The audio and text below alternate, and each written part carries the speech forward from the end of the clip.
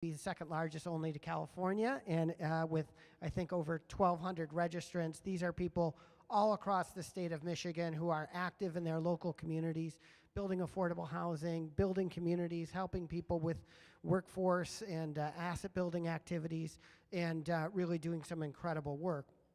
The first question that I want to pose is that we know that at this conference, housing is a universal topic of interest. As I said, it includes housing developers, nonprofit developers, community development corporations, neighborhood associations, social service agencies, and state and local government. Yet it's been years, and I would say even decades, since a reporter asked a gubernatorial candidate or a presidential candidate, and I know we're about to get into we're into a presidential campaign, about housing issues and having a housing strategy.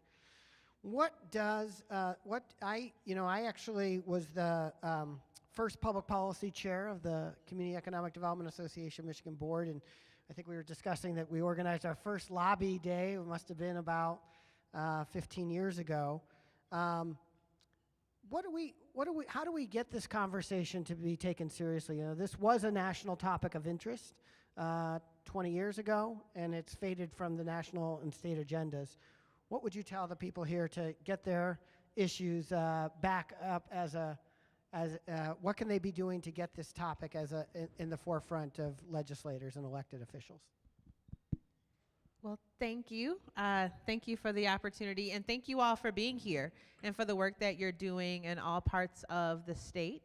I just appreciate you all taking the time to have the opportunity to do professional development. I always enjoyed that during my time as a nonprofit leader here in Lansing for a statewide organization. So just thank you for being here.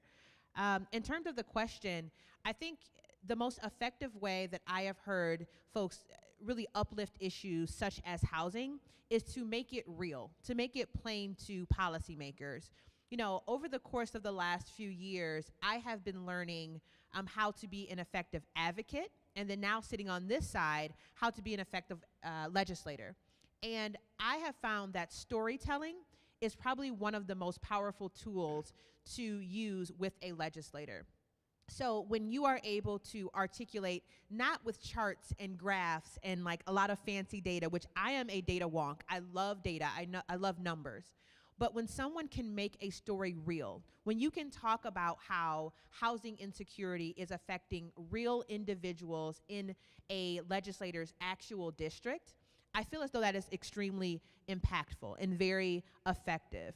I believe that we have not had an aggressive, innovative, assertive agenda around housing because we haven't articulated the message in a way that will resonate with policymakers on both sides of the aisle. When we bring in fancy folks with their fancy suits and a lot of their charts and graphs, it only reaches a small segment of legislators. But with so many competing priorities in the legislature and in our communities, being able to be an effective storyteller and bringing real people's issues and their really their stories and their struggles, I think that is the most effective way to build an allegiance or an alliance and a coalition together around housing. Senator Schmidt. The good representative, many of those points right on. I think one of the other key points, and thank you for inviting me here. This is my 11th year in the legislature. I'm kind of one of the old hands now with the air of term limits. I think one of the points too is make sure you get to know your representative or senator. Even starting to, you're busy with the jobs that you do, and you mentioned that, I think, because that's the title is, hey, I've got a job to do. But there are politics involved in it. You know, if you're a Democrat and you live in a Republican area, or if you're a Republican and you live in a Democratic area, just don't immediately write that person off. Still, go out and have coffee. Meet them at their office hours. Take them to lunch. Get to know that individual, because Sarah's dead on all of those things. But it's also the next step. Good story, but you've got to be able to trust that person. And I see some of my folks from up north, Grand Traverse County, and I see Tony there. I'm going to shout you out before you come after me. I can go into Tony's office and just talk and listen and share stories, whether it's about housing or who knows what. But developing that kind of relationship so that when you do bring that good story that drives it home, when you do have those statistics, that representative or senator will go, yeah, of course, Tony, you're right. Yeah, I trust you. This is a good thing. That's what I want to do. And so I think between those things, good stories, statistics, and developing that sense of trust, and kind of, like I said, maybe meet with your county commissioners, try to kind of figure out amongst your political friends who that next representative is, who that next senator is, so that you have that working relationship. So just by show of hands in the audience, who here has met with both their state representative and their state senator? All right, I think about 20% of the room. I know that I worked pretty hard when I was in the nonprofit community development industry. I probably worked on average 50, 60 hours a week. But when I became a state legislator, literally I worked 80 to 120 hours a week. So to your point, practically, what exactly should participants do? How do they make that meeting? How do they get in front of their state legislators? Do they just call them on the phone? Do they bum rush them at a parade? How do you like people from your district who have issues before the legislature? What's the best way to get a hold of, to reach you and get your ear? Yeah, so the answer to your question is all of the above. So I represent the city of Lansing and Lansing Township. And so being at the Capitol working and then also being from the community, the capital city, I'm never off the clock, right? So people come and advocate in the grocery store, in the pharmacy, when I am just walking down the street. And because I consider myself a really accessible person, I always find time to listen to the issues. That's also why I'm always running a couple minutes late. So just provide some grace there. But also coming from the perspective of a former staffer in the legislature. So for 4 years, I served as legislative staff in the office of Representative Joan Bauer. And in that capacity, I kind of was the gatekeeper, to kind of weed out, okay, which matters am I going to ensure that the representative hears? Who is going to be able to come and actually have a sit-down meeting, and how long will that meeting be? And I will say that kind of the criteria I looked at was, one, are they a constituent? Are they someone who has a tie-in with the representative? Two, is it an issue that perhaps she sits on one of the committees? So if you are coming to me and it's around higher education, or it's around corrections issues or licensing, that would probably bubble up as an issue that might be important. Or perhaps it's around an issue that maybe isn't in my community, but it's something that I'm personally passionate about. So I'm personally passionate about making sure that people have quality and affordable housing.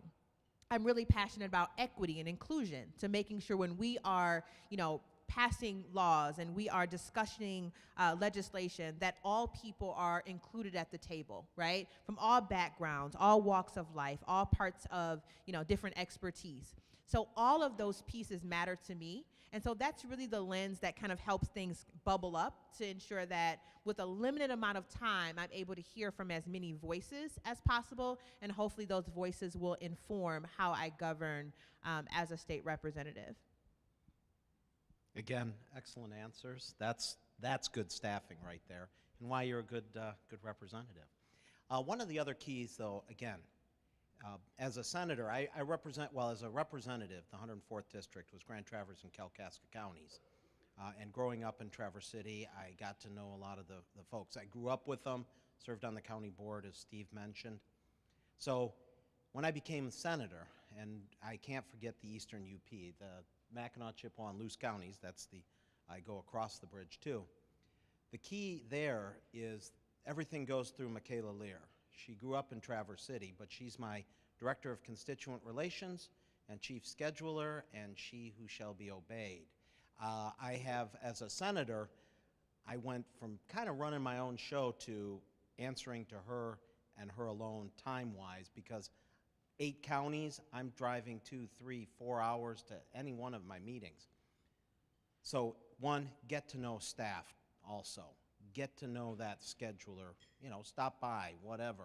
2, develop that personal relationship, because in as much as she's still in charge, I joke, and it's a small one, that my name's still on the door. Having that personal relationship with your representative or senator, when you can't get that meeting at first, then you call us. And then, not that I'm going around staff that often, that drives them up the wall, but again, I can't stress enough, get to know. I'll admit it, I was a little disappointed that more of you hadn't met with your representative or senator, because they're the ones that push the button, whether they're a Republican or Democrat or whatever your political thoughts are, or party, or whatever you want to call it. You got to get to know them, because I've had people, Republicans, going, "Why are you talking to that Democrat?" Because they're the one pushing the button, and it's not you. A matter of fact, my house, a place on Hayford Street here in Lansing, Sarah's sign was up in my yard. Now, I'm a good Republican from northern Michigan, but with the Lansing house, I wanted good representation here. So I don't necessarily say bipartisan, because it can be bipartisan, but just don't immediately group that, oh, this Democrat won't understand my issue or that Republican won't. Get to know your legislator. Can I Yeah, add real absolutely. quick too? The other thing is that there's no wrong way to engage your representative or your senator, right? So I talked a little bit about, whether at the grocery store, on the street, wherever, but also I get constituents that contact me with Facebook Messenger. They slide in my Instagram DM. They hit me up on Twitter. They write me a letter. I mean, I got a fax the other day. I didn't even know we could still receive faxes, right? So I was just shocked. That's a little more my level, facts, Yeah. at my age. She's a lot younger.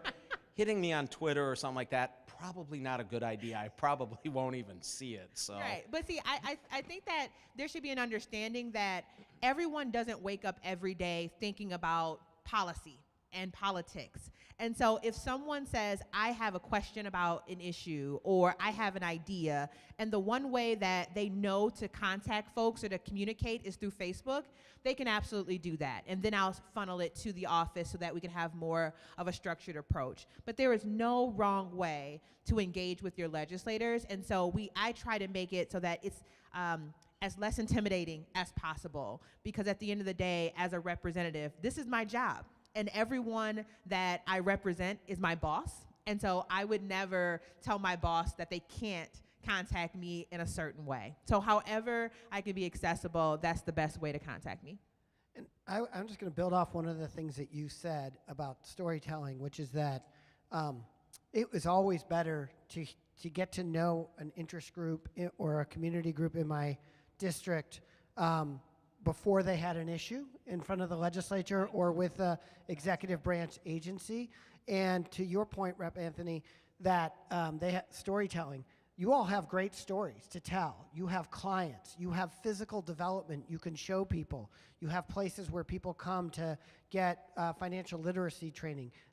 You are working with people in their district. And so even though it may take some persistence to find a half hour or hour on your legislator's schedule on a Monday or Friday to come by your facility, you should be persistent in trying to get that. And I'll do that even one further. The best way to become friends with your legislator is outside of your job, when you are off the clock, go to a campaign event, volunteer, go knock some doors for your state elected official. Get involved in calling voters, host a meet and greet in your own neighborhood during campaign time. Again, off the clock, not with resources from your organization. You cannot use your 501c3 to be involved in any way, shape, or form with an election campaign on behalf of somebody. But on your own time, you are free to do all of that, and I would highly encourage you to do that. Believe me, I remember everybody who walked doors with me and remembered them. And I'll just, for a second, even shame some of my best friends in the room. I came from the industry. I came with the sole goal of passing a statewide housing and community development fund, which took me 6 years to pass.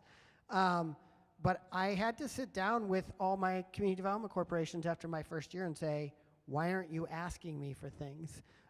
There's a million things that we could be doing in state government that I didn't understand, and now I know, but I need to know what your needs are. But on the flip side of that, So you mentioned stories, but and you mentioned you and I were talking before we got here, Rep. Anthony. Before we got up here, about how much we both learned flipping from one side of the table, either staff or being an advocate, to serving and having colleagues that talk openly and candidly with you every day. And I would say that I learned more about. I learned so much just in the first 3 months of sitting with legislators and pushing the button and hearing how people talked and thought. But I really learned when I ran for leadership what motivated my colleagues, and it's in a range of things. How do you figure out, as an advocate, what motivates your legislator, and whether it's campaign stuff, whether they're a policy wonk, whether it's particular issues, whether it's they just really want to be called to your dinner and honored? How do you figure out what those buttons are? Did you say dinner? Yeah, like if you have an annual okay. dinner and they want to be the guest of checking. honor, they love that. No, yeah. no. Thinking. Oh. Sorry. Yeah, and well, certainly when you're running for leadership, you're having a drink Exactly. and dinner with your colleagues. Boy. You could talk about this in the third person. What motivates your colleagues? I mean, they're not all policy wonks. There are plenty of people you What? serve with. I don't mean to Ego? shame the legislature, but there are plenty Ego, of dinner, Yeah. doing cool things. I mean, that's, but most of our colleagues, though, actually, that's not what motivates them. It really is wanting to represent, in my case, my hometown, place that I'm very fortunate to have come back to after college, raise a family, all those good things. I think that's really what drives 99% of the legislators. It's not so much ego. Many of us have had success in the private sector, have done local government, but it really comes down to just wanting to make a difference, stepping up to the state level, and then going home after 6 or 8 or 14 years total. I really haven't found too many legislators that really isn't the case. There's one or two that, joking, the free dinners or the free trips, but no. Well, that's I not would it. say there are some that, though, are more motivated by knowing that your agency can provide services, and want to know that they can refer people to you and that you can help them. And there are others that want to know the policy. And so I would just say, so starting off in the legislature, again, I think I'm probably at like my 170th day now of being a legislator. And because of the era of term limits, we are all speed dating, right? So 90% of the time when I'm on the House floor, I'm on the Republican side because I'm trying to understand the motivations of my colleagues on the other side of the aisle. And then, because I'm the Democratic caucus chair, I'm also building relationships with my Democratic colleagues to find out what motivates them. And many of us came to the Capitol because of a single issue, right? Whether it's auto no fault or education or road funding. We went around our communities and we knocked on doors because of a single issue or because of a handful of issues. And so oftentimes I start off with what are those core values and those core issues that brought you to this job? Because you talked about the fact that many folks have had lucrative careers in the public sector or a nonprofit sector. And so what made you want to give up much of your privacy, maybe some of your financial security to go serve the public, to actually have this spotlight on you? And there's always something that brought people to this space. And it's just a matter of building a relationship with people, a genuine relationship. But in an era of term limits, you got to be fast in building that relationship. And so many of us have worked really hard to try to understand those motivations, because once we find out what those motivations are, you start to realize that there's some sweet spots that we can all kind of say, all right, here's some low-hanging fruit. You may have come to this work because you're interested in making sure that everyone does a little bit better, regardless of who their parents were or what their educational, their educational trajectory is, right? Maybe, so if you can find just a couple of those sweet spots, then perhaps you can also align your interests, like housing, right? Like community development. So I think it takes just a little bit of time and intentionality to understand where people are coming from. And then once you do that, I think that you can find a space for your issue.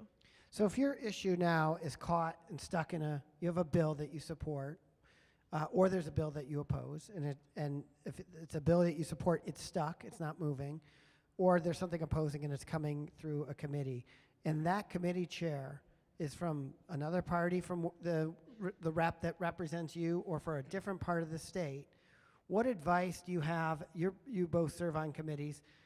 How to somebody who cares deeply about your issue, higher ed or K-12 education, how do they get their message across to you outside of just turning in a card at a public hearing? Well, first of all, I would hope that they've contacted their local rep, their senator, and that person has spoken to the chair of that particular committee. That would be the first step. And then the second step is try to arrange that meeting. Have the senator or the representative, your district, work with that. I have many times.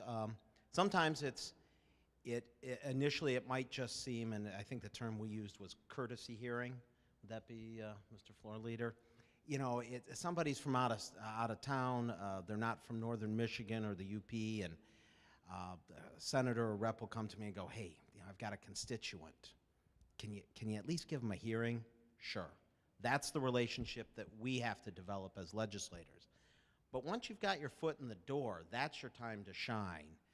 So don't just think of it as maybe it's just a courtesy hearing that you're getting, but a real opportunity to tell that story, to bring down those constituents, or in this case, most of you bring up or over to Lansing. I'm so used to saying come down.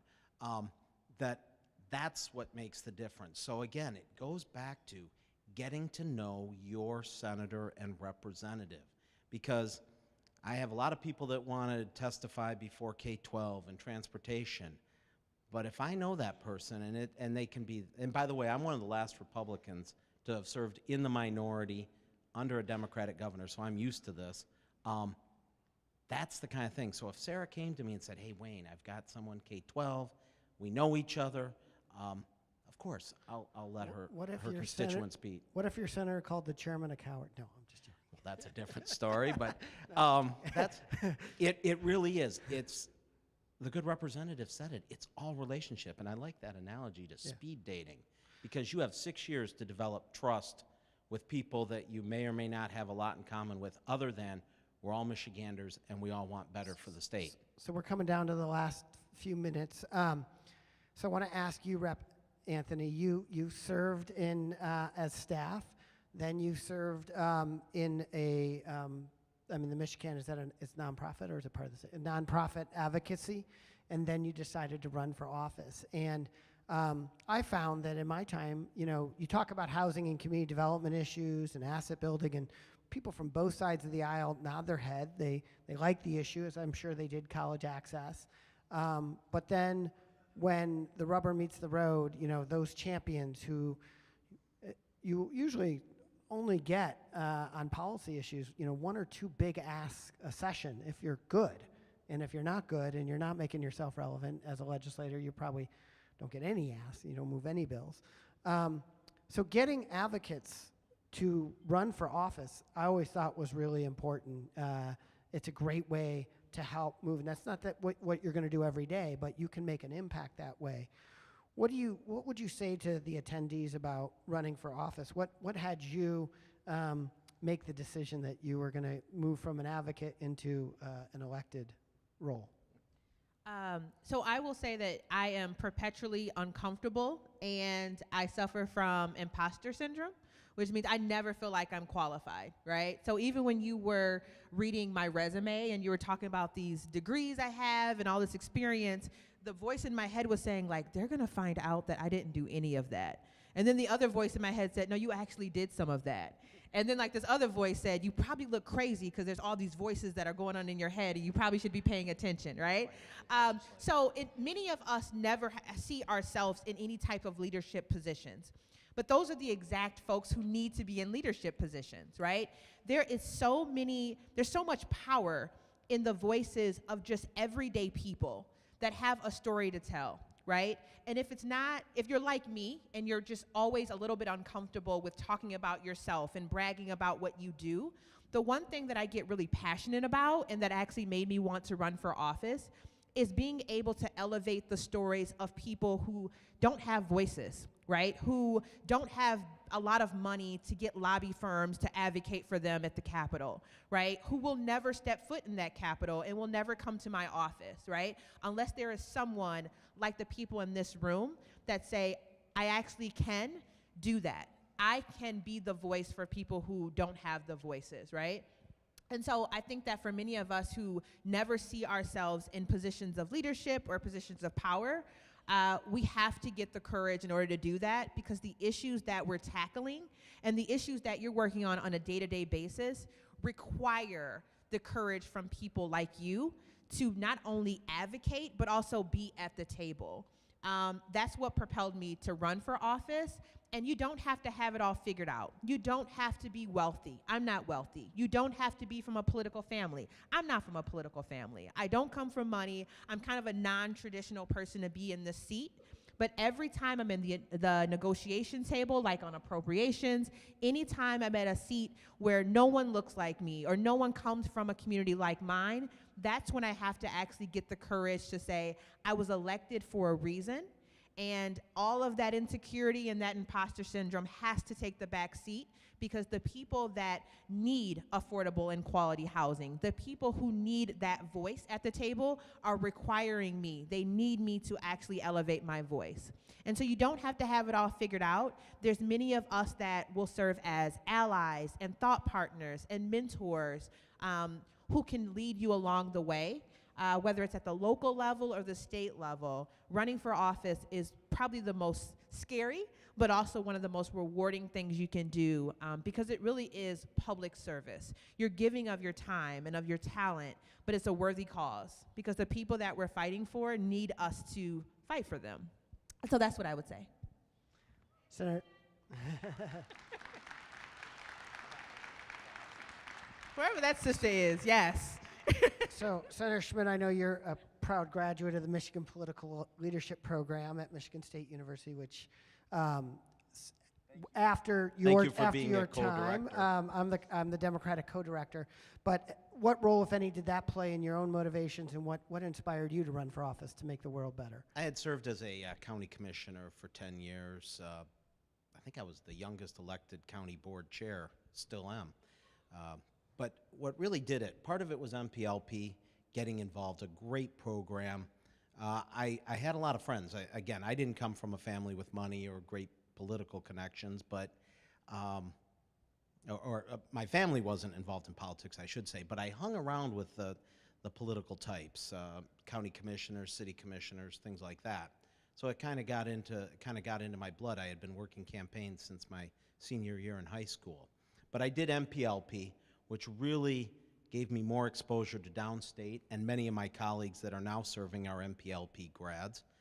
But two, the real motivation to run for the state level was I was at my wife's aunt and uncle's house. They are downstaters down in Bloomfield Hills.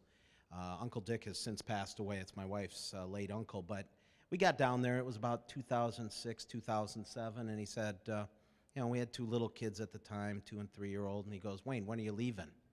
I said, Dick, I just got here. And he goes, no, when are you leaving the state of Michigan?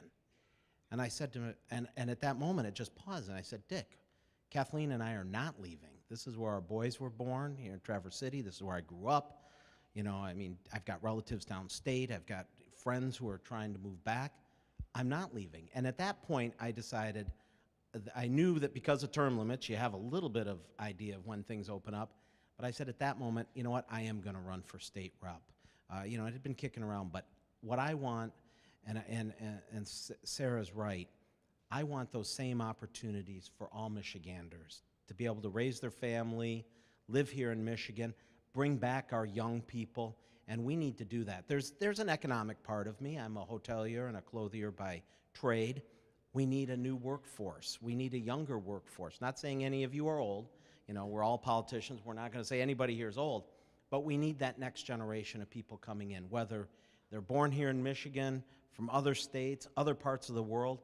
I want Michigan to be that place where people want to come and live and raise a family and enjoy life. And so that's really, we talked about motivation. That's it. I saw too many friends, too many young people moving away. They're finally coming back Michigan is a great place, and whether it's working with Representative Anthony, Governor Whitmer, my colleagues, Senate Majority Leader Mike Shirkey or Speaker Lee Chatfield, whoever I can work with to get that job done, that's what I'm going to do. So before I formally thank and close out this session our two speakers, I just want to say thanks for having this panel to the conference organizers. I know that the people that attend this conference are committed to making our state a great place to live. They're committed to helping people who might face certain challenges in life. They're committed to their own local communities and making them better. And by virtue of your commitment in your day jobs, it is not just an opportunity for you to weigh in with your state electeds. It is your duty. It is part of your mission of what your organization is about, whether it's to provide housing or to financial literacy training or meals or youth training. It is part of your mission to make sure that your elected officials are informed about the needs and the challenges and the opportunities to provide those services. And I would urge you to consider that the same things that have you do your job every day and be here at this conference are the reasons why you should consider also someday running for office. And I'm privileged to lead the Michigan Political Leadership Program, MPLP, which is supported by MISTA, SENER, a number of supporters of this conference, and is a bipartisan political leadership training program, one of the nation's premier 12 Democrats, 12 Republicans. Our applications will be online in the middle of May. They'll be due by end of August, and it's a one-year training program, 10 weekend retreats. You will learn more about the state government and build alliances and friendships that will serve you even if you keep your day job for the rest of your life and never run for office. These will be things. We now have 17 of the 148 state legislators are alums of this program, both sides of the aisle. So please consider that. And with that, I want to formally thank Senator Wayne Schmidt, State Representative Sarah Anthony for a really thrilling conversation. It's been an honor to be with you too. And thank you for your service and your 80-hour weeks that you guys put in. And I hope that you have a bright and long future. And I hope the remainder of your 4 years are just as strong as what we've seen in the first 10 here in Lansing. Thank you so much. Thank you.